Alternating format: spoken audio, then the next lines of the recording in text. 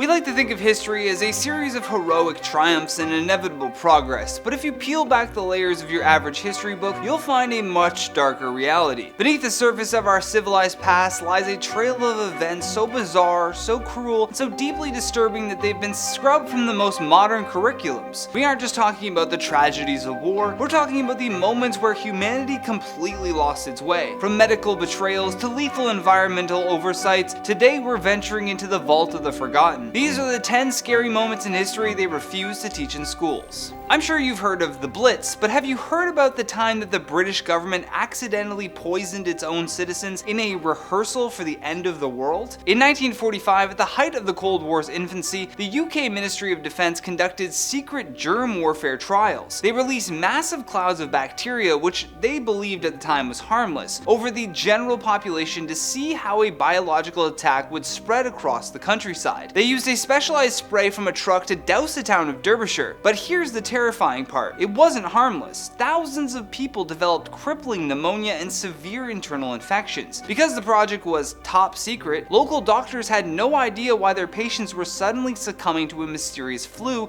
that didn't respond to standard medicine. The public wasn't told the truth for decades, leaving families to grieve loved ones who were essentially used as unwitting lab rats for the military. Imagine walking outside and seeing your neighbor dancing. Not for fun, but in a state of absolute bone-breaking agony that they could not stop. In July 1518 of Strasbourg, France, a woman named Frau Trophia stepped into the street and began to dance. She didn't stop for 6 days. Within a month, 400 people had joined her in a rhythmic, silent trance. This wasn't a party, it was a waking nightmare. People were screaming for help as their feet bled and their muscles tore, but their bodies just kept moving. The authorities, thinking the dancers just needed to get it out of their system, actually built a wooden stage and hired professional musicians to play for them. I mean, talk about torture. This only made it worse. Dozens of people died every single day from strokes, heart attacks, and pure physical exhaustion. Modern scientists believe it may have been caused by ergot, a fungus that grows on damp rye,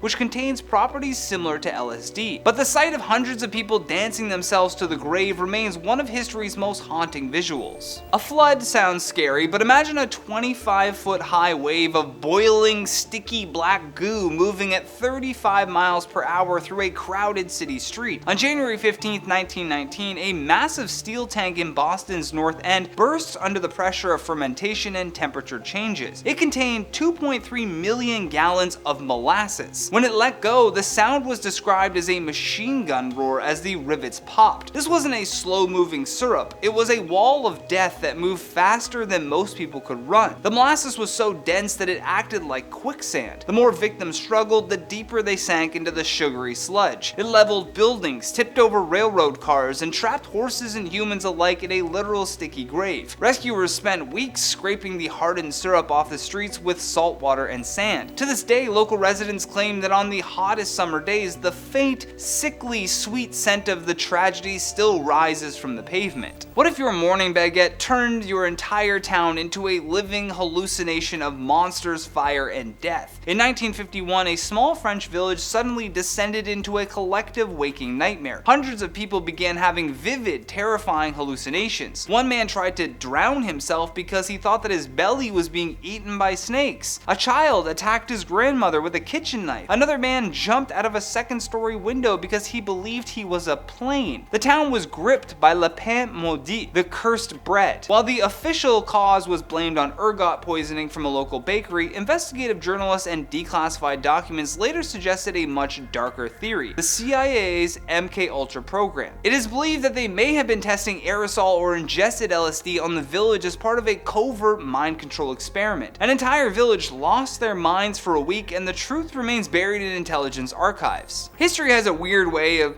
turning everyday items into weapons of mass destruction. And in 1814, it was a pint of porter that claimed the lives of the innocent. At the Moe & Co brewery, a massive wooden vat standing 22 feet tall containing over 135,000 gallons of fermenting beer suddenly ruptured. The force was so immense that it knocked down the brewery's brick walls and triggered a chain reaction in other vats. A tidal wave of dark beer swept through the streets. It demolished 2 houses and flooded a wake being held in a basement, taking the lives of the mourners. But the story gets even more disturbing. In the aftermath, hundreds of people flocked to the area with pots, pans, and even their bare hands to scoop up the dirty, debris-filled beer to drink. This led to widespread alcohol poisoning and chaos in the streets, turning a tragic accident into a week-long descent into madness. Laughter is supposed to be the best medicine, but in 1962 it became a contagious psychological prison for over 1,000 people. It started at a mission-run boarding school for girls in what is now Tanzania. 3 girls started laughing uncontrollably. Within hours, the laughter had spread to 95 of the 159 students. This wasn't funny laughter, it was a physical ailment.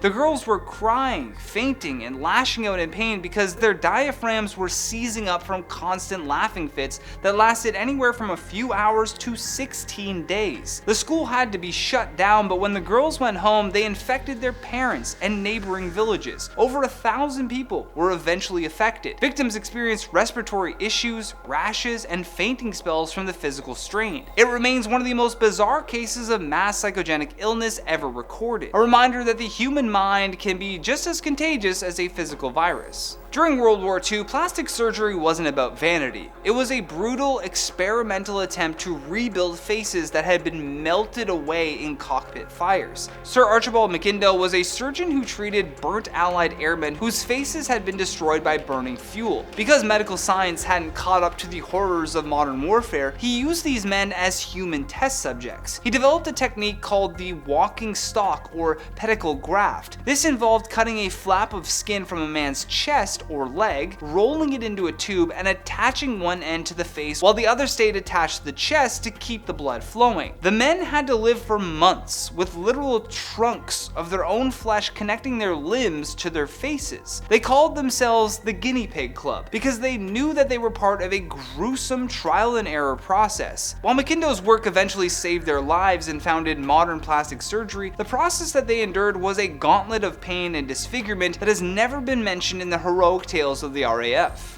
Imagine a fog so thick and toxic that you couldn't see your own feet. In December 1952, a period of cold weather combined with an anticyclone and windless conditions trapped airborne pollutants, mostly sulfur dioxide from coal burning, over London. For 5 days, the city was pitch black in the middle of the day. This wasn't just smog, it was a lethal chemical soup. The smog was so acidic that it ate through leather and caused birds to drop dead mid-flight. People literally walked off the edge of docks into the Thames River because they couldn't see more than 12 inches in front of them. Public transport stopped and theaters closed because the smog seeped inside, making it impossible to see the screen or the stage. By the time the wind finally cleared the air, over 12,000 people were dead, most of them children and the elderly. The government initially tried to blame a flu outbreak to protect the coal industry, hiding the true scale of the environmental disaster. This isn't just a scary story, it's one of the most shameful betrayals of trust in the history of modern medicine,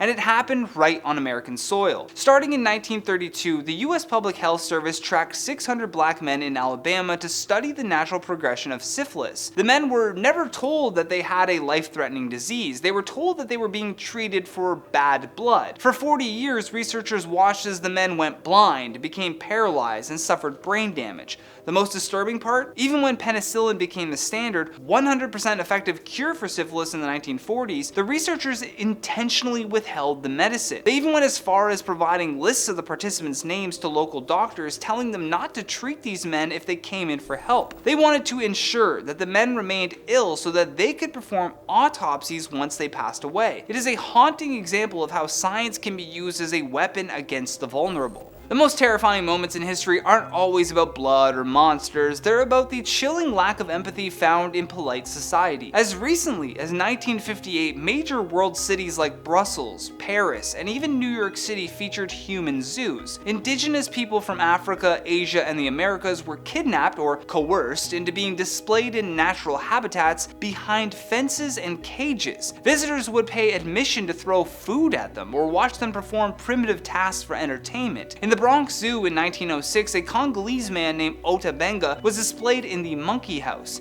The zoo staff forced him to carry an orangutan around and play with it while thousands of people gawked and laughed. When he wasn't in the cage, he was forced to perform archery for the crowds. These weren't fringe underground events, they were mainstream family attractions often funded by governments. It proves that the most monstrous things in history are often done in broad daylight and sanctioned by the very institutions meant to protect us. History isn't just what's written in the books, it's what's left behind in the shadows. These stories remind us that the past was often far more brutal and bizarre than we're led to believe. The people in these stories weren't characters in a movie, they were real people whose lives were changed by the greed, curiosity, or cruelty of others. Which of these facts shocked you the most? Let me know your thoughts in those comments down below. For now, I've been your host, Johnny Rogers, and I'll see you on the next one.